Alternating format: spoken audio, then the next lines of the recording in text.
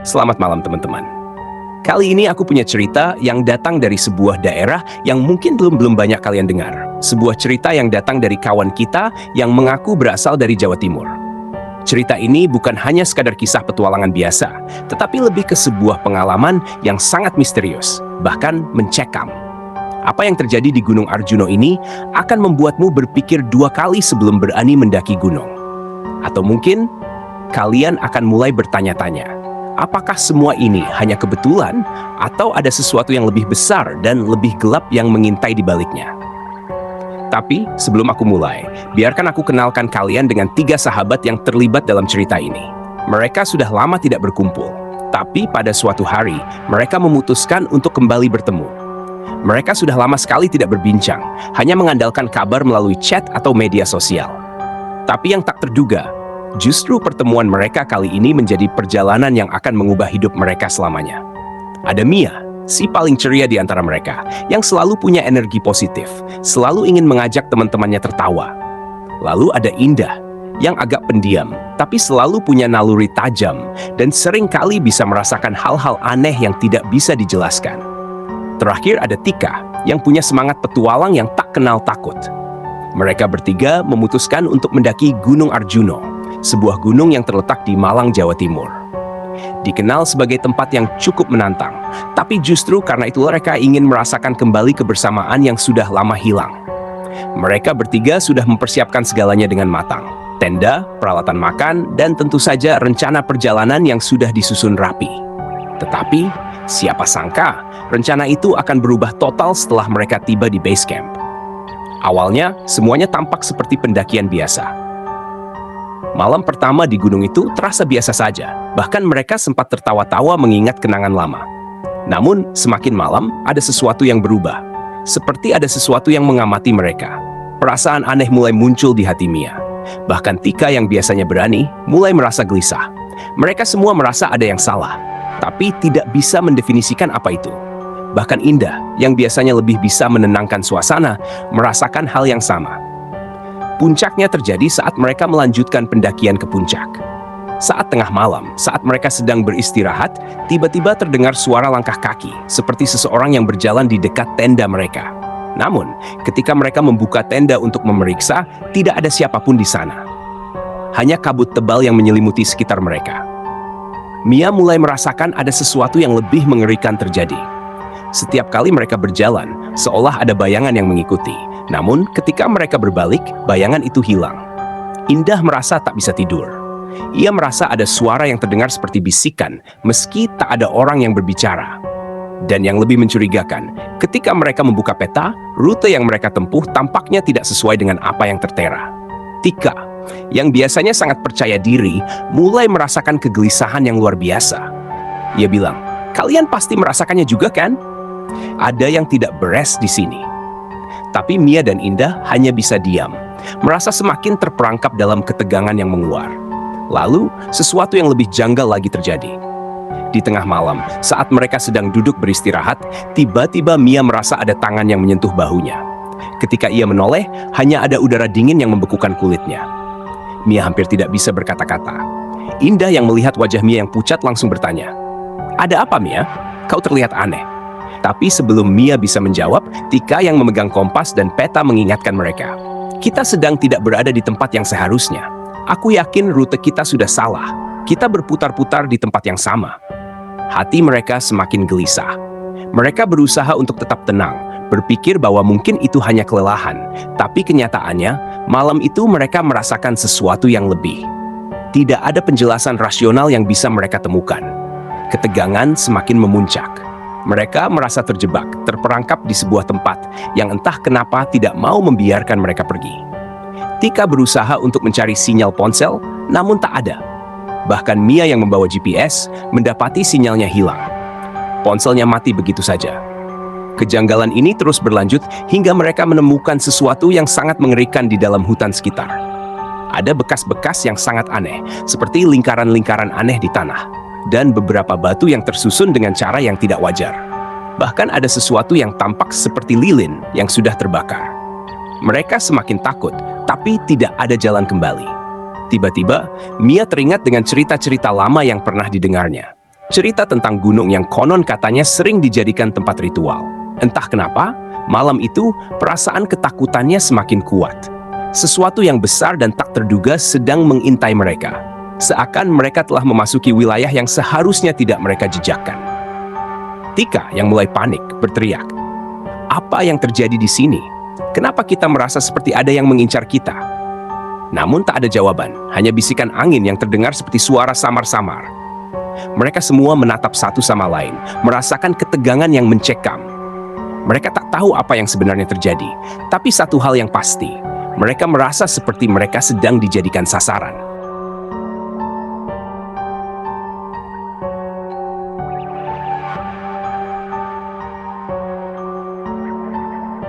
Malam itu semakin larut dan suasana di Gunung Arjuno semakin menakutkan.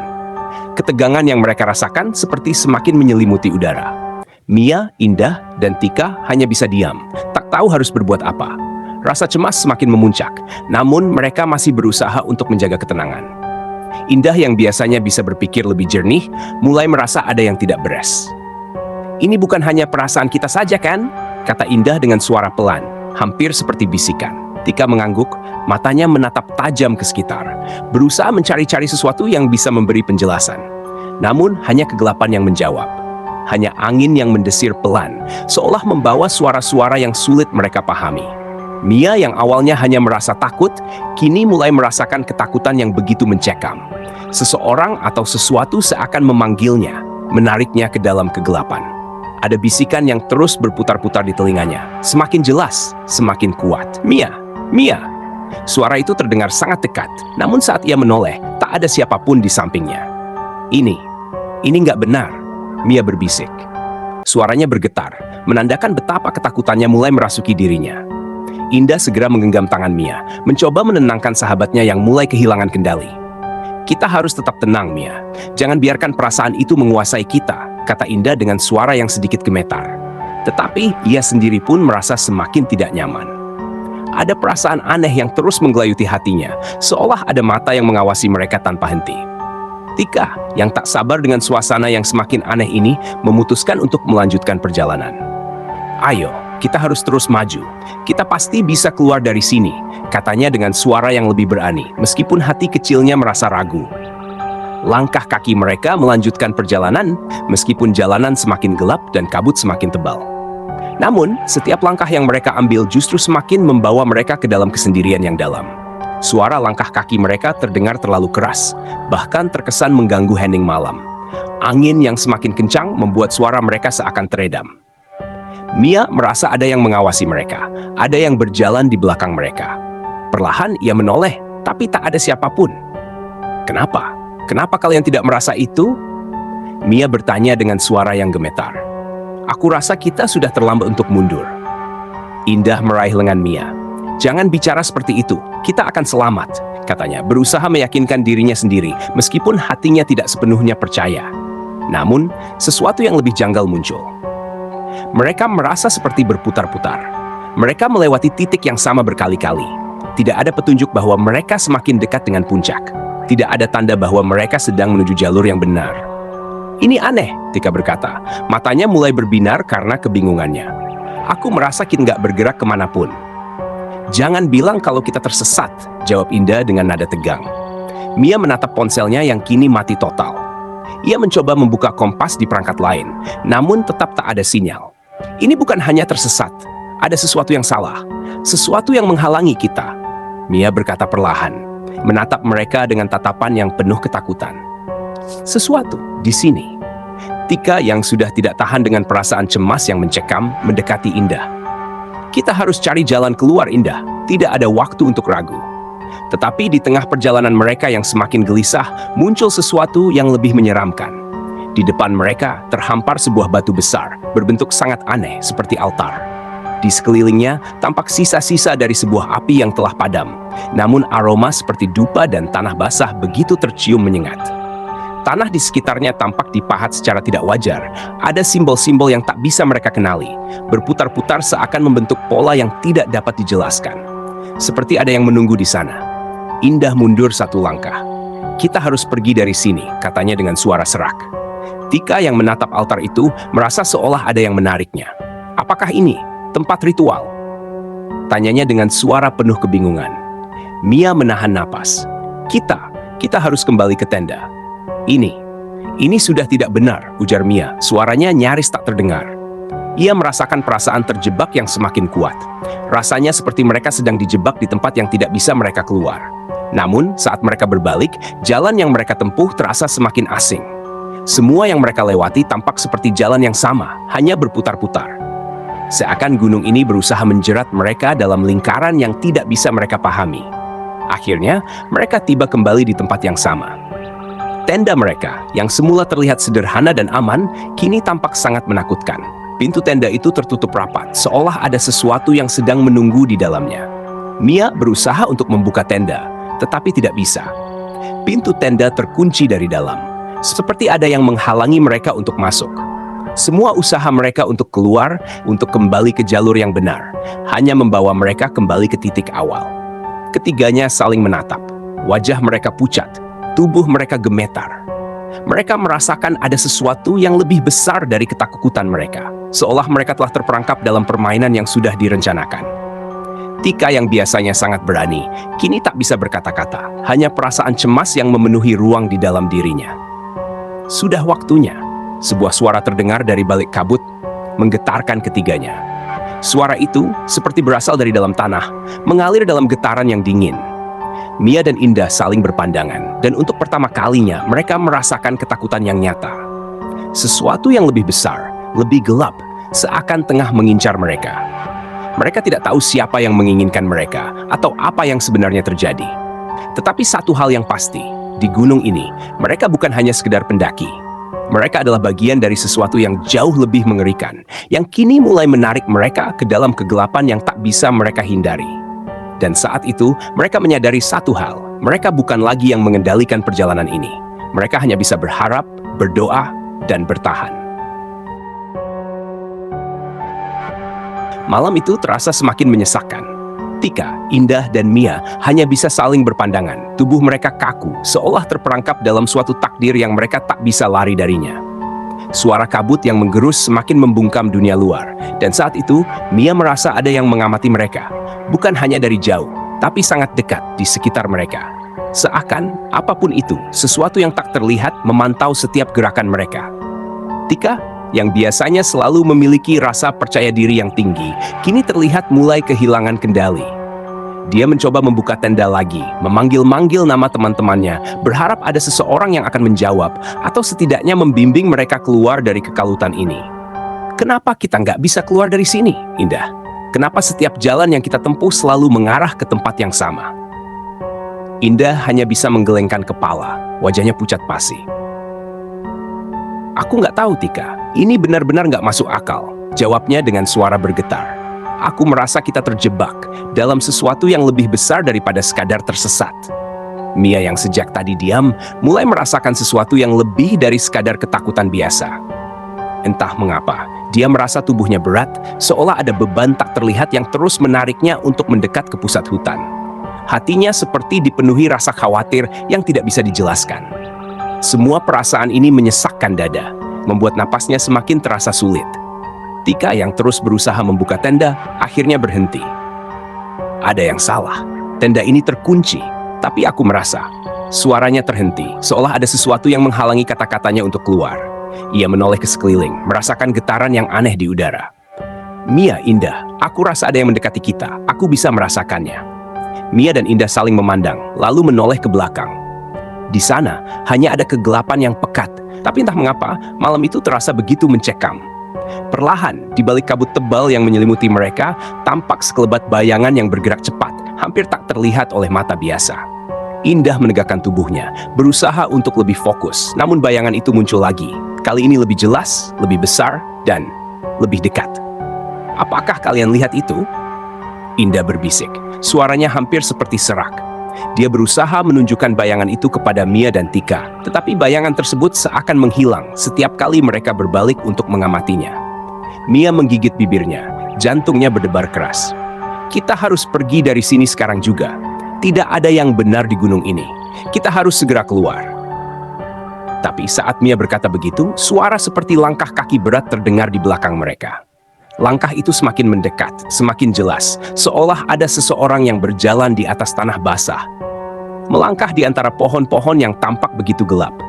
Mia yang sudah panik berbalik ke arah suara tersebut, namun tak ada siapa-siapa. Hanya kabut, hanya angin yang semakin kencang, dan suara langkah itu semakin jelas terdengar, seakan menggema di seluruh area sekitar mereka. "Siapa itu?"